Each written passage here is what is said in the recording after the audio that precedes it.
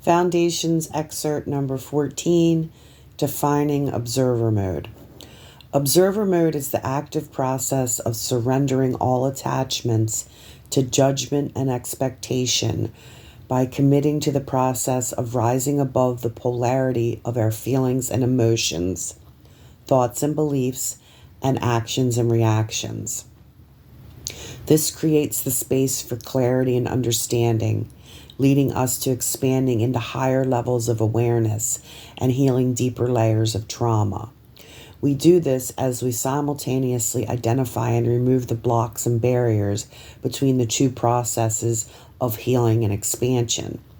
We will know when we are out of balance because it will be impossible to stay committed to observer mode. This will be due to stepping into some type of fear or lack mindset with emotional patterns that trigger us to act and react in ways the shadow will justify our behaviors that are not in alignment with our higher self. We will develop an understanding of how tricky our shadows are and the power they hold over us as we remove blocks along the healing and expansion path. Observer mode is an alternate state of heightened conscious awareness where we transport our consciousness to observe and heal patterns and events that transpired in different timelines. This places us in the position to see the nature of who, what, where, when, how, and why they were created in the first place. We must do this to identify our shadows, to heal and clear consciousness traps in order to shut down programs, timelines, and structures that no longer serve our highest good.